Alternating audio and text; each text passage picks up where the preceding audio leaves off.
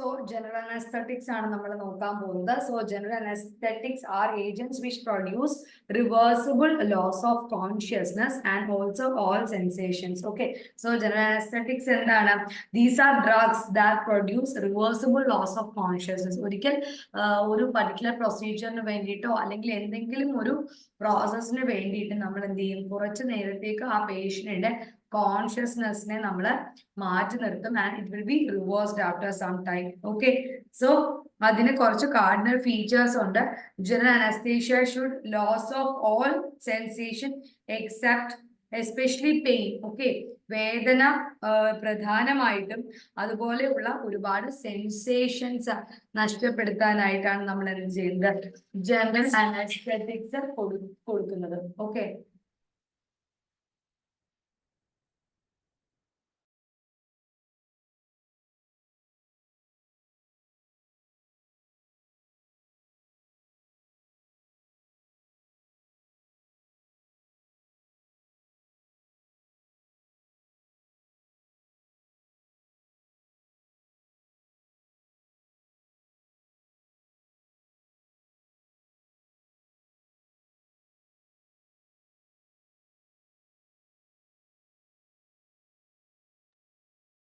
Okay.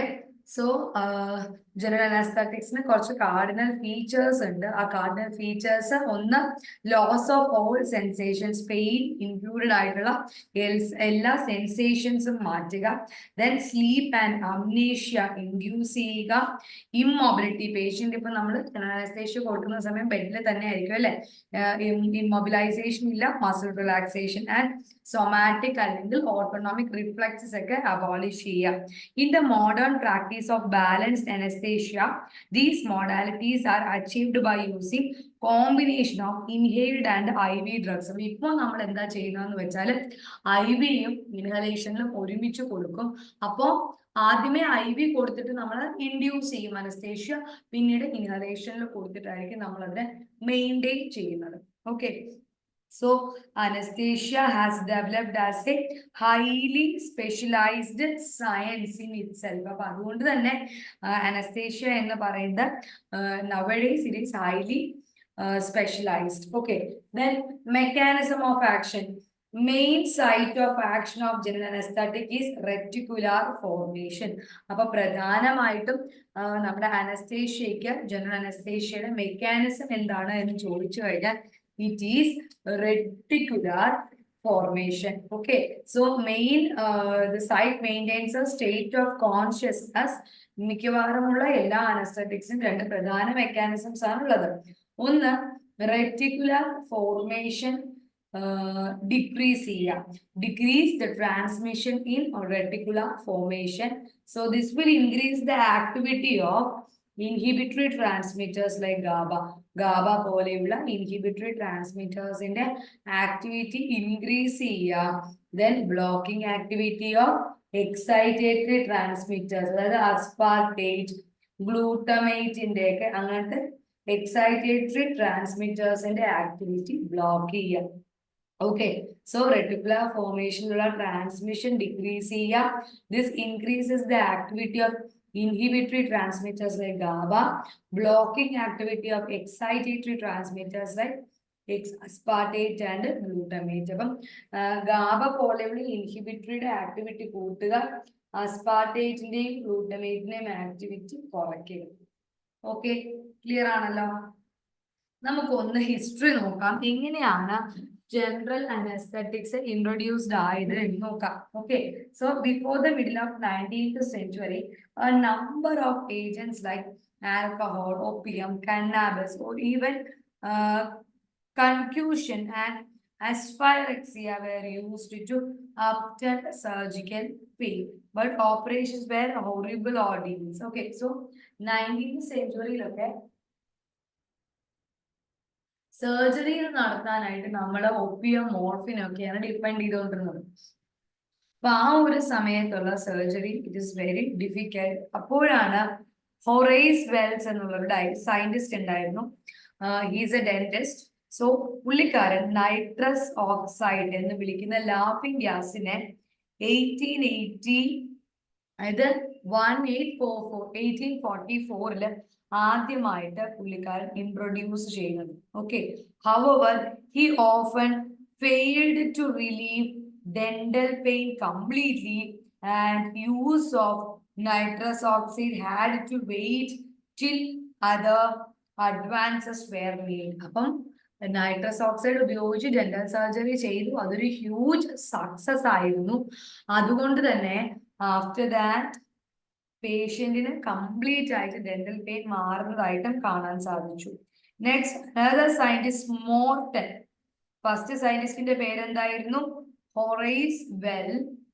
So Morton a dentist അല്ലെങ്കിൽ medical student at Boston ആനിമൽസിൽ ആദ്യമായി എക്സ്പെരിമെന്റ് ചെയ്തത് ഈതർ എന്ന് പറയുന്ന ഒരു അനസ്തെറ്റിക് ആയിരുന്നു.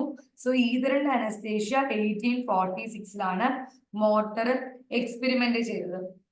ആഫ്റ്റർ ദാറ്റ് അത് പെട്ടെന്ന് തന്നെ പോപ്പുലർ ആയി. പിന്നീട് ക്ലോറോഫോം സിംസൺ എന്ന് പറയുന്ന ഒരു സയന്റിസ്റ്റ് ക്ലോറോഫോം ഇൻട്രൊഡ്യൂസ് ചെയ്തു. അതിന്റെ ടോക്സിക് പൊട്ടൻഷ്യൽ ഒക്കെ മാറ്റി നിർത്തി കഴിഞ്ഞാൽ ഈ ക്ലോറോഫോമിനെ സർജിക്കൽ അനസ്തെറ്റിക് ആയിട്ട് ഉപയോഗിക്കാനായിട്ട് തുടങ്ങി. Then in 1929 cyclopropyl, but the new generation of anesthetic were heralded by Halothane in 1956. The first IV anesthetic thiopentone, it was introduced in 1935. Okay, so IV anesthetic thiopentone introduced in 1935 ഒരു 18th കാലത്തിൽ 1844 ആദ്യമായിട്ട് Harold Wells എന്ന് പറയുന്ന dentist nitrous oxide, then motor എന്ന് പറയുന്ന scientist, പിന്നീടാണ് നമ്മുടെ ether introduce ചെയ്തത്. അതും കഴിഞ്ഞ് ക്ലോറോഫോം ഇൻട്രൊഡ്യൂസ് ചെയ്ത സിംസൺ എന്ന് പറയുന്നത് ഒരു സയന്റിസ്റ്റ് ആയിരുന്നു. സോ ഫസ്റ്റ് IV അനസ്തെറ്റിക് എന്ന് പറയുന്ന ഏതാണ്? thiopentone, introduced in 1935. Okay. So mechanism of general anesthesia. So mechanism of general anesthesia endana? The mechanism of action of general anesthetic is not precisely known. കൃത്യമായിട്ട് അതിനെപ്പറ്റി ചോദിച്ചു കഴിഞ്ഞാൽ അറിയില്ല. പക്ഷേ a wide variety of chemical agents produce general anesthesia. നമുക്കറിയാലോ, large number of agents are used as general anesthetics. അതുകൊണ്ട് തന്നെ general anestheticന്റെ action എന്ന് പറയുന്നത് ആ ഡ്രഗിന്റെ ഫിസിയോകെമിക്കൽ പ്രോപ്പർട്ടി ആയിട്ട് റിലേറ്റഡ് ആണ്. Okay. Mayor and over point out A direct parallelism between lipid water partition coefficient of the general anesthetic and anesthetic potency. അപ്പം ഡ്രഗിന്റെ lipid water partition കോഎഫിഷ്യന്റും അതേപോലെ തന്നെ അവരുടെ അനസ്തെറ്റിക് പ്രോപ്പർട്ടി ആൻഡ് അവരുടെ lipid water partition coefficient തമ്മിൽ there is a relation. Okay, it is directly proportional, indirectly proportional ഒക്കെ നമുക്ക് പറയാം. So there is a direct parallelism between them. Okay, so ആ partition coefficient importance ഉണ്ട്. Okay, so first one, minimal alveolar concentration. Minimal alveolar concentration അല്ലെങ്കിൽ AC എന്ന് പറഞ്ഞാൽ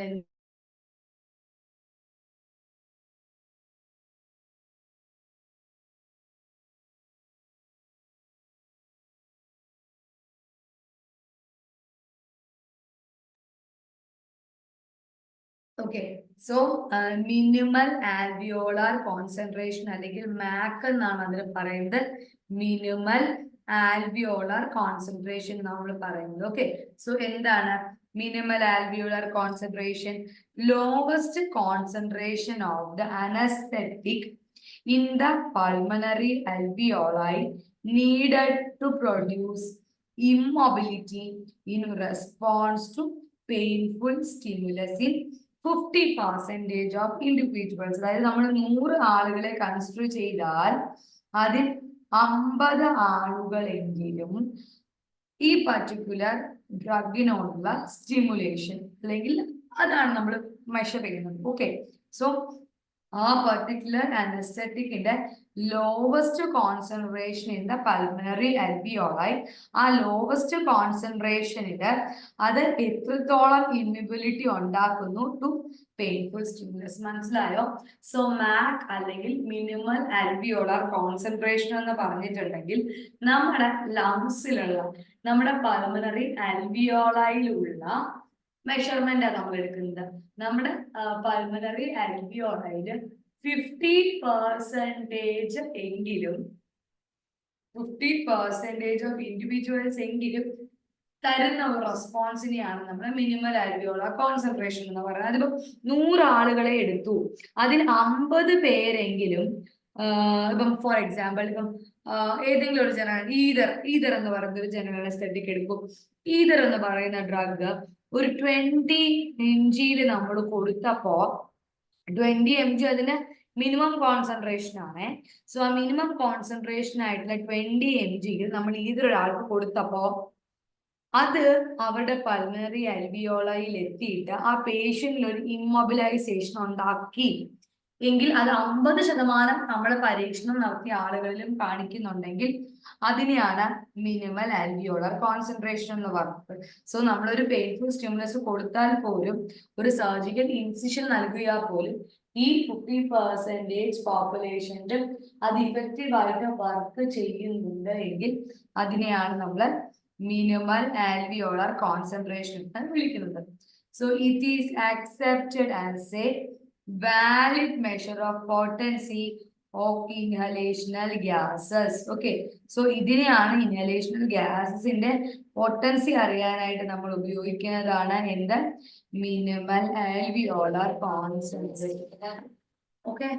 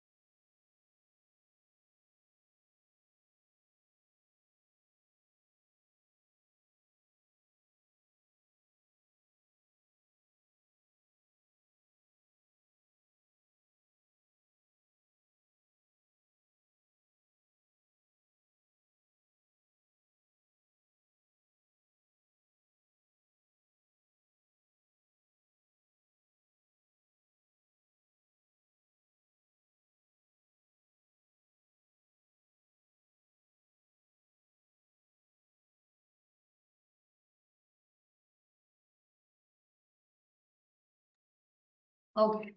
so general anaesthetic ആണ് നമ്മൾ പറഞ്ഞുകൊണ്ടിരുന്നത്. നമ്മുടെ എക്സാമിന്റെ കാര്യത്തിന് ഒരു കോൾ വന്നു കേട്ടോ, അതാണ് ഒരു ഗ്യാപ്പ് വന്നത്. സോ അതിൽ പറയുന്നത് നമ്മുടെ ആ ഒരു പോസ്റ്റിന്റെ അണ്ടറിൽ വേറെയും കുറച്ച് പോസ്റ്റുകൾ പറയുന്നുണ്ട്. അതായത് DA ഹിയറിംഗ് ഇമ്പയർഡ് അല്ലെങ്കിൽ മൾട്ടിപ്പിൾ ഡിസബിലിറ്റി ഒക്കെ ഉള്ള ആളുകൾക്ക് സ്പെഷ്യൽ റിസർവേഷൻ ഉണ്ടെന്ന് പറയുന്നുണ്ട്. 303 ആൻഡ് 477. അപ്പം ആ 2 കേസസിൽ നമുക്ക് എന്താ പറയാ കൺസിഡറേഷൻ ഉണ്ട് എങ്കിലും അത് എല്ലാവർക്കും എഴുതാൻ പറ്റുന്ന എക്സാം ആണ് കേട്ടോ. അതിൽ പ്രോബ്ലം അവർക്ക് മാത്രമല്ല എല്ലാവർക്കും ഇടാം. അങ്ങനെ ഡിസേബിൾഡ് ആയിട്ടുള്ള ആളുകൾ ഉണ്ടെങ്കിൽ അവർക്കൊരു 100-ൽ 4 സീറ്റ് എടുത്ത് അവർക്ക് പോകും. അത്രേ ഉള്ളൂ അതിനകത്ത് വരുന്ന വ്യത്യാസം. Okay, let's come back to minimal alveolar concentration. Pulmonary അൽവിയോയിൽ എത്തുന്ന ഡ്രഗിന്റെ കോൺസെൻട്രേഷൻ ആണ് മിനിമൽ അൽവിയോളാർ കോൺസെൻട്രേഷനിൽ നമ്മൾ നോക്കുന്നത്. It is accepted as a valid measure to measure the potency of inhalational gas because it remains fairly constant for most young adults. Okay, so വളരെ പ്രായം കുറഞ്ഞിട്ടുള്ള അഡൽറ്റിനെ സംബന്ധിച്ചിടത്തോളം ഇത് വളരെ കോൺസ്റ്റന്റ് ആയിട്ട് ഇരിക്കും. ഓക്കെ, പക്ഷെ ഏജ് അങ്ങോട്ട് മൂവ് ചെയ്യുമ്പോഴും ഈ മിനിമൽ അൽവിയോളാർ കോൺസെൻട്രേഷൻ എന്ന് പറയുന്നത് ഈ പറയുന്ന പോലെ എന്താ ഒരു ഡീവിയേഷൻ ഒക്കെ വരാനായിട്ട് സാധ്യതയുണ്ട്. So MAC of all individual anaesthetics decline progressively as age advance beyond 50 years. Okay, so 50 വയസ്സിന് ശേഷം മാക്ക് കുറയും ആൻഡ് യങ്ങിൽ എന്തായിരിക്കും മാക്ക് സ്റ്റേബിൾ ആയിരിക്കും. ഓക്കെ, ക്ലിയർ ആയല്ലോ? So next, MAC of a number of general anesthetics show excellent correlation with their oil gas partition coefficient. However, this will only reflect the capacity of the anesthetic to enter into the CNS and attain sufficient concentration in the neuronal membrane. അപ്പം നമ്മുടെ മാക്കിന്റെ ഒരു ഇത് consider ചെയ്യുകയാണെങ്കിൽ liquid അല്ലെങ്കിൽ liquid water partition കോഎഫിഷ്യന്റും anaesthetic പ്രോപ്പർട്ടിയും ഏകദേശം similar ആണ്, അല്ലെങ്കിൽ അവർ തമ്മിൽ ബന്ധമുണ്ട്. ഓക്കെ, സോ അനസ്തെറ്റിക്സ് CNS-ലേക്ക് എൻട്രി ചെയ്യുന്ന സമയം നമ്മുടെ ന്യൂറോണൽ മെമ്പറൈനിൽ ഒരു സഫീഷ്യന്റ് കോൺസെൻട്രേഷനിൽ എത്തിയെങ്കിൽ മാത്രമേ അവിടെ അനസ്തേഷ്യ ഉണ്ടാക്കാനായിട്ട് സാധിക്കുകയുള്ളൂ. ഓക്കെ, സോ യൂണിറ്ററി ഹൈപ്പോത്തസിസ് എന്ന് പറയുന്ന ഒരു ഹൈപ്പോത്തസിസ് ഉണ്ട്. That some single common molecular mechanism like membrane expansion, perturbation and fluidization, it is responsible for the action of all inhalation anesthetic, and it has now been replaced by the agent specific theory, that according to which different general anesthetic produce anesthesia by different mechanism. Okay, so recent evidence favors a direct interaction of a general anesthetic molecule with the hydrophobic domain of membrane proteins of the lipid protein interface. Okay, so not only this anesthetic appear to act on different molecular mechanism, they also exhibit stereo-specific effect. That is, various component of anesthetic state may evolve action at discrete loci in the cerebrospinal axis. Okay, so the principal locus of causation of unconsciousness apart to be in the thalamus അല്ലെങ്കിൽ reticular activating system. Amnesia may result from action in cerebral cortex and hippocampus. Why is it?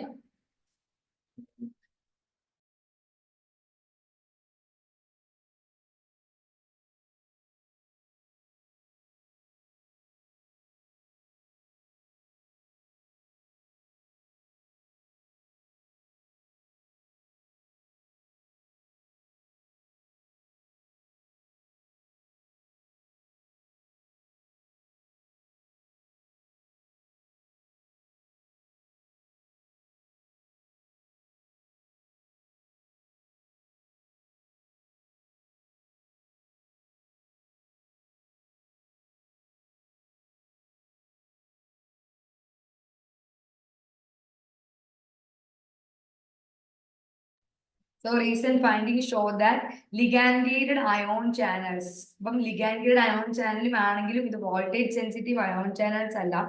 These are the major target of anesthetic actions. അപ്പം GABA A mediated ആയിട്ടുള്ള receptor ഞാൻ പറഞ്ഞിരുന്നു ഏതൊക്കെയായിരുന്നു? ബെൻസോഡയസെപ്പിൻ GABA ആണ്. അതേപോലെ thiopentone sodium അവരും എന്താണ്? Thiopentone മെത്തോഹെക്സിഡോൺ ഇവരും ഒക്കെ GABA mediated ആണ്. Okay, so GABA receptor chlorine channel is the most important of these. Many inhalation anesthetics, barbiturates, benzodiazepines, propofol, all these potentiate the action of inhibitory transmitter GABA to open chloride channel. Benzodiazepine propofol ഇവരെല്ലാവരും എന്താണ് GABA mediated ആണ്. Okay, so recent findings show that the ligand ion channels not voltage sensitive. These are the major target of anesthetic action. So GABA A receptor ligand എന്ന് പറയുന്നത് these are the chloride channel. It is the most important of these. Many inhalation anesthetics, barbiturates, benzodiazepines, propofol, all these potentiate the action.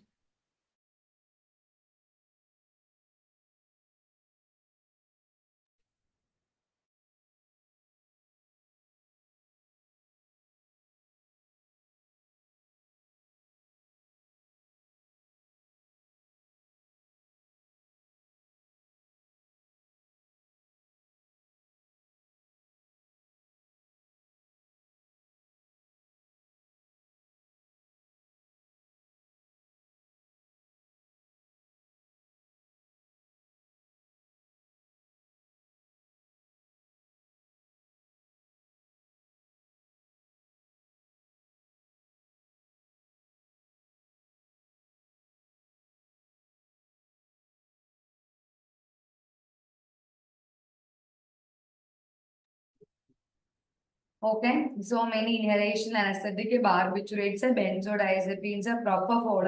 ഇവരെന്താ ചെയ്യുന്നത്? They will potentiate the action of inhibitory transmitter GABA to open chloride channel.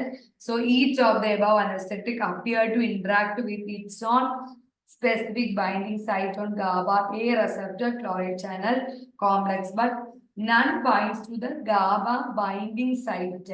GABA inhibitory ആണല്ലേ, അതുകൊണ്ട് തന്നെ ചില inhaled anaesthetics, barbiturates ഇവരൊക്കെ directly chloride ചാനലിനെ activate ചെയ്യുകയും glycine മറ്റൊരു ഇൻഹിബിറ്ററി ട്രാൻസ്മിറ്റർ ആണ്, അതും എന്ത് ചെയ്യും? ക്ലോറൈഡ് ചാനലിനെ ആക്ടിവേറ്റ് ചെയ്തിട്ടാണ് ഫങ്ഷൻ ചെയ്യുക. In the spinal cord medulla and is augmented by barbiturates, propofol and many inhalational anesthetics. This action may block responsiveness to painful stimuli, resulting in immobility of the anesthetic state. Certain fluorinated anesthetics, barbiturates, in addition, inhibit the neuronal cation channel gated by nicotinic cholinergic receptors, which may mediate analgesia and amnesia. So, N2O ketamine അറിയാലോ, they do not affect GABA അല്ലെങ്കിൽ glycine gated chloride ചാനലിലേക്ക് ഇവർ രണ്ടുപേരും എന്ത് ചെയ്യില്ല, affect ചെയ്യില്ല. അവര് കീറ്റമീനും അതേപോലെ തന്നെ N2Oവും അവര് NMDA type of glutamate receptors ആണ് അവർ പ്രധാനമായിട്ടും ഉപയോഗിക്കുന്നത്. NMDA type of glutamate receptors. So these receptor gates mainly calcium sensitive ആയിരിക്കാം, അല്ലെങ്കിൽ cation channels in their neurons ആയിരിക്കാം. Otherwise they will inhibit, inhibition of which appears to be the primary mechanism of anesthetic action of ketamine as well as N2O. From volatile anesthetics have little action on these receptors. In neuronal hyperpolarization caused by general anesthetic has been ascribed to activation of a specific type of potassium channel. അതിനാണ് 2,4 domain എന്ന് പറയുന്നത്. Okay, അതായത് first presynaptic receptors inhibition ഉണ്ടാക്കാം. This cause inhibition of presynaptic transmitter release as well as post-synaptic activation, then inhibition of transmitter release from presynaptic neurons, and also related to interaction with the certain critical synaptic proteins. Thus, different phases of anesthetic actions may have distinct neuronal bases. അപ്പൊ അതുകൊണ്ട് തന്നെ global neuronal depression ഒക്കെ ഉണ്ടാകുന്നത് ഇത് oppose ചെയ്യാനായിട്ട് സാധിക്കും. Unlike local anaesthetic which act primarily by blocking axonal conduction, general anaesthetic നമ്മുടെ synaptic ട്രാൻസ്മിഷനും ഡിപ്രസ് ചെയ്യും. അപ്പൊ ഇതിനകത്ത് നമ്മൾ പറഞ്ഞ കാര്യങ്ങളൊന്ന് കൺസൈസ് ചെയ്ത് പറഞ്ഞു തരാം. ഒന്ന് അനസ്തറ്റിക്കിന്റെ അകത്ത് കീറ്റമീനും നൈട്രസ് ഓക്സൈഡും NMDA receptor glycine receptor use ചെയ്യുന്ന ആരാണ്? Propofol. Glycine gated chloride channel use ചെയ്യുന്നത് പ്രൊപ്പഫോൾ ആണ്. അതേപോലെ ഗാബ റിസപ്റ്റർ ആണ് ഹാലോതെയ്ൻ, ഐസോഫ്ലൂറൈൻ, എൻഫ്ലൂറൈൻ, ബെൻസോഡൈസപ്പീൻ ഒക്കെ ഗാബ. പ്രൊപ്പഫോൾ എന്താണ്? ഗ്ലൈസീൻ. നൈട്രസ് ഓക്സൈഡും പ്രൊപ്പഫോളും ഗ്ലൈസീൻ. നൈട്രസ് ഓക്സൈഡും കീറ്റമീനും NMDയും. ഓക്കെ. സ്റ്റേജസ് ഓഫ് അനസ്തേഷ്യ ഒന്നും അത്രയ്ക്ക് ഇമ്പോർട്ടന്റ് അല്ല. അറിയാലോ, ഡിഫറെന്റ് സ്റ്റേജസ് ഉണ്ട്. Loss of consciousness, increase sympathetic activity, increase in heart rate and BP, pupils are dilated, muscle tone is increased and breathing is irregular. So general അനസ്തറ്റിക്കിനെ സംബന്ധിച്ചിടത്തോളം irregularly ആണ്, പെട്ടെന്ന് ഡിപ്രഷനിലെ irregularly descending depression of the CNS. Higher functions are lost first, then പിന്നെ ആയിരിക്കും lower areas involve ആവുന്നത്. But in the spinal കോർഡിൽ lower segments are affected somewhat earlier than the higher segments. So vital centers located in the medulla, they are paralyzed last as the depth of anesthesia increases. So Goodall described 4 stages with ether anesthesia. അപ്പോൾ നമ്മൾ പറഞ്ഞു Goodall in 1920 ether and anesthesia 4 stages ആയിട്ട് വിവരിക്കുന്നുണ്ട്. അപ്പൊ 3 4 പ്ലെയിനിലാണ് പുള്ളിക്കാരൻ explain ചെയ്യുന്നത്.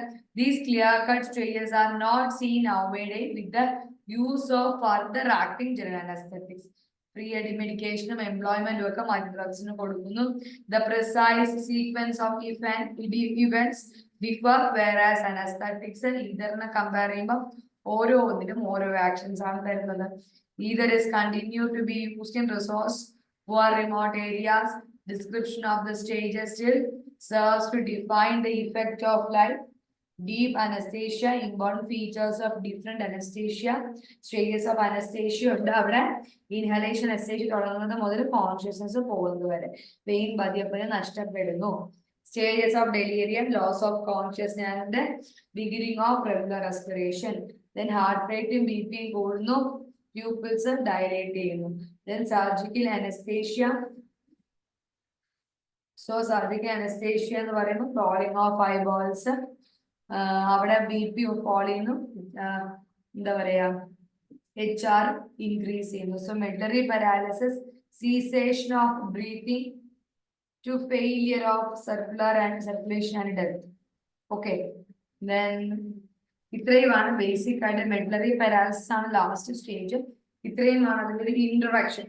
Next one is stage of analgesia, next is stage of excitement, next third of surgical anesthesia, last one is stage of medullary paralysis.